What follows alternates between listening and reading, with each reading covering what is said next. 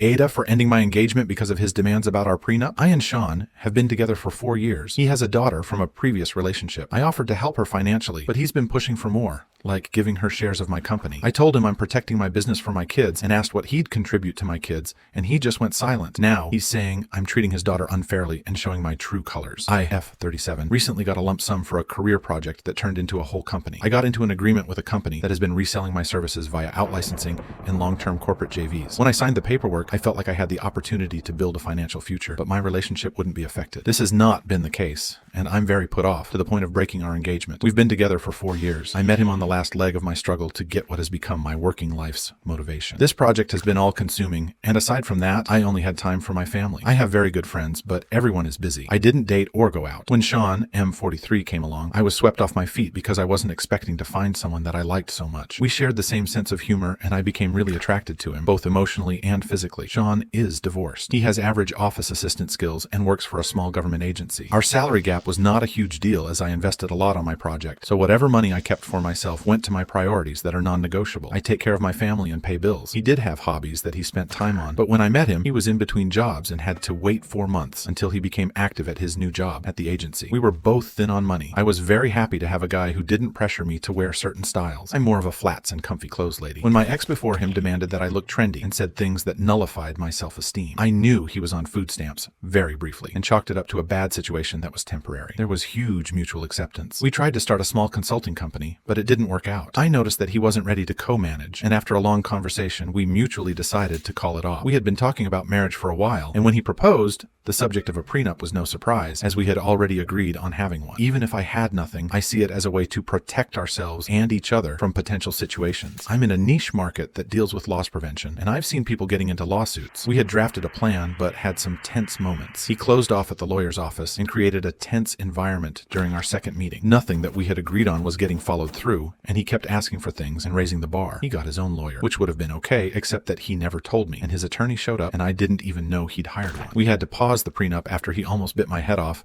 outside of my lawyer's office when I refused to give his daughter shares of my existing company. That's a no-go for me, and I'd rather stay unmarried. I built that company to leave something to my children. I'm the only parent looking out of them, as my ex has been kind of a deadbeat. Sean wasn't even in the picture when I started it. I will not create a trust fund for his child either, like he asked. None of this requests had been previously discussed, but came up once his lawyer showed up. I did agree to help her financially, give her an allowance, and help pay for a car. I also agreed to pay full health insurance and contribute to her college housing, plus contribute to her education. She has a successful mom, so my logic is that she already has someone willing to give her a good start in life, since Sean isn't financially able. His daughter is an adult, 18F, while my kids are in grade school, and I need to make sure they are taken care of while she's already at an age where she can get a job. I offered to contribute to a fund for her first home, but it seems like nothing I offered was good enough. I love his kid, but I didn't raise her, and she will never see me as her mom, and I respect that.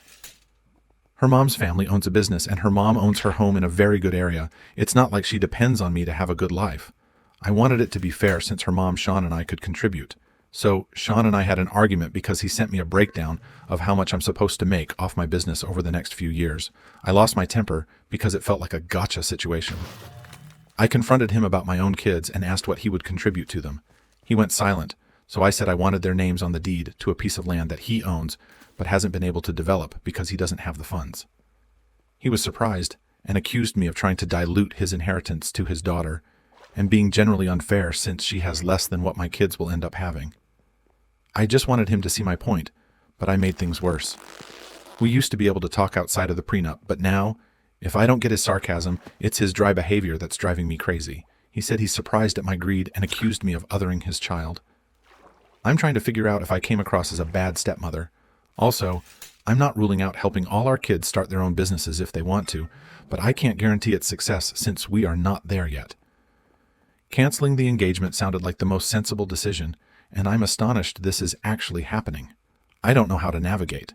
His last messages have been very hurtful, and he says I'm showing my true colors and told me thank you for my dishonesty about how I truly feel about his daughter.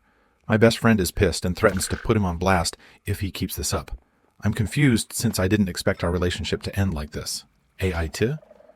Relevant comments. Commenter. NTA. First off, I'm sorry you're having to experience this, at least from an emotional standpoint. It can't be easy, but to be honest, your stance towards the prenuptial sounded reasonable, and if anything, overly generous to his kiddo. Anyhow, It sounds like he's showing his true colors, and it's fortunate they were on display prior to marrying him. If he helped you build the business venture, it'd be one thing, but he didn't. Now he's throwing a tantrum because he wants a one-way contract that only benefits his own kid? Oof. Marriage, at least on the legal side of things, is a contract. Would you entertain a lopsided contract related to your business? Why would, or should, it be different in your private life, when you and your children's financial well-being is being negotiated?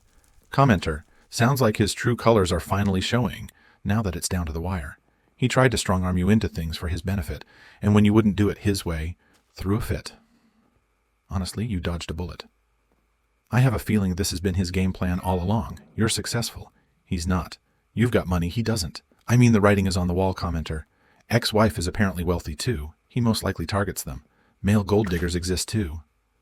Story 2. AITA for choosing my niece. I have a 15-year-old daughter with my ex. My ex did everything in her power to get full custody. I only managed to get every other weekends, but it didn't really matter because soon she decided to move to another country and I couldn't see my daughter anymore.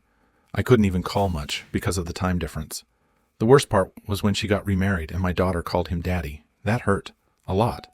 I talked to them, asked them to stop this, but they called me a selfish jerk and told me if I was actually a good dad, I would be happy that my daughter has an amazing father figure in her life who loves her.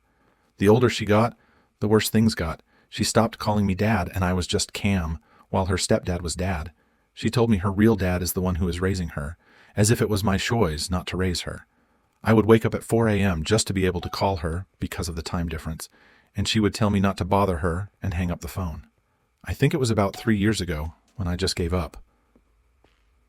I stopped calling. They didn't care. I finally accepted that I don't have a child. Well, except for my niece Anna, 14. She is the daughter I always wanted. She is so sweet and funny. She lost her mom when she was a baby, and my brother would welcome any help to raise her, so I helped him. Anna is the one who calls me dad. She saves her pocket money to surprise me on my birthday. She makes me go shopping with her, which is pure torture, and I love it because I enjoy every second I spend with her. She will sulk if I don't call or visit her one day. She asked me to teach her how to play golf because she knows how much I love it and how happy it would make me to share my interests with her. I love this kid. My ex's husband passed away and she moved back to our country. Apparently staying there all alone without him was too hard for them. Now they are demanding things from me that I can't and don't want to do. My daughter and Anna don't get along, and my daughter has decided that she will honor me with her presence at my house if I turn Anna's bedroom at my house into a bedroom for my daughter instead, because I don't have another room to give her. I said no. Here is how it goes. Do you want to visit? Great. You can visit, and you can either learn to get along with Anna or you can sleep on the couch, and I don't want to hear complaints about it. Anna has agreed to share with you. You should be grateful. Now they think I'm an asshole for prioritizing my niece, and if I have to choose, I'll choose Anna. I just hope they don't make me choose. Relevant comments. Commenter, NTA, your daughter's demands sound like a bad episode of a sitcom. She wants to kick Anna out of her room and then act like she's doing you a favor by showing up. If she wants a VIP experience, she better be ready to share the couch. Sounds like Anna's the real star of this show, and you're not about to swap her for a guest star who's been MIA. Let your daughter know it's a package deal. You and Anna or the couch. Her choice. Commenter, your niece calls you dad? What does she call your brother? Her actual dad. He didn't have the same reaction you did when his daughter called another man dad. OP. He is dad too, her favorite dad, too specific. He is fine with it. Story 3. AITA for refusing to cancel my vacation after my brother demanded I pay for his emergency surgery instead. So here's the situation. I, 30F, have been planning a 2-week vacation to Europe with my partner for the past year. We've both saved up a lot of money for this trip, and it's a big deal for us because we've never been on a major vacation together before.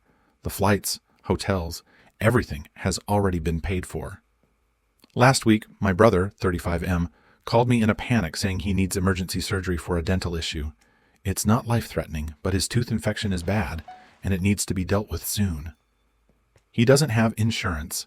Long story involving bad financial decisions, and the procedure is going to cost about $10K. He asked me to loan him the money, but there's no way I have an extra $10K lying around after paying for this vacation. When I told him that, he got mad and said I should cancel my trip to help him, since family comes first. He even suggested I ask for refunds on the flights and hotels, as though that would magically solve the problem. I told him I felt bad for his situation, but I wasn't going to cancel a trip we'd been planning for a year over his poor financial choices, especially when this isn't a life or death situation. He lost it, called me selfish, accused me of abandoning him in his time of need, and got our mom involved. Now, my mom is pressuring me to cancel and help him out, saying it's just a vacation, and I can always reschedule. But I don't think it's fair that I should be expected to sacrifice something I've worked hard for because my brother can't handle his own responsibilities. AITA? Is he lying about the cost to drain me off my money or something? Relevant comments. Commenter, I used to be a dental assistant. There is no emergency that is $10K. A tooth extraction with bone graft and implant don't cost anywhere near that much. Commenter, NTA and even in the US, I have a hard time believing this will be 10K. Removing a tooth is not 10K. Removing a tooth and getting an implant is not 10K. Sounds like your mom can help him. It's like your mom. Story 4. Why do I, 23M, feel like my girlfriend's 24F, reason for breaking up with her seemingly perfect ex, 24M, and their whole relationship as friends is weird? So, I've been dating my girlfriend Danny for almost 6 months, and I'd say things are going great, mostly. Danny's best friends are all a group of dudes she met back in high school, and they're all pretty close, so we see them regularly and go out for drinks together, and for the most part I think they like me. The problem is, there's this one guy, let's call him Jake. I know, because Danny told me, he and Danny used to date early on in college, and for most of high school, and before that, they were best friends since like middle school. Now, I admit I can be pretty insecure, especially when I'm dating someone who everyone seems to think is way out of my league like Danny, but I dare anyone to know this guy is your girlfriend's ex and not feel a little bit insecure. He looks like a fucking Instagram model with the perfect hair, jacked to shit, the tattoos, etc. And I can't even dismiss him as a dumb meathead because the guy is allegedly super smart and a huge reader like Danny. And honestly, he seems like a nice guy and has always been warm, if not overly friendly to me. But one day I asked Danny why they broke up, and her answer was a little strange. She said they simply agreed that going back to being friends was the right thing to do. I asked why the relationship wasn't working, and she said, oh no, it was working all right. We got along perfectly. We just got scared of breaking up and ending up hating each other, so we decided it'd be best to stay as friends rather than risk losing each other altogether. I said, but why were you afraid you were going to break up? Were you like fighting a lot or something? She said, no, not at all. Like I said, we got along great. It was just an irrational fear that hit us. She said she even had panic attacks at the thought of them somehow having a bad breakup and never wanting to see each other again. So they broke up out of the fear of breaking up. That's weird, right?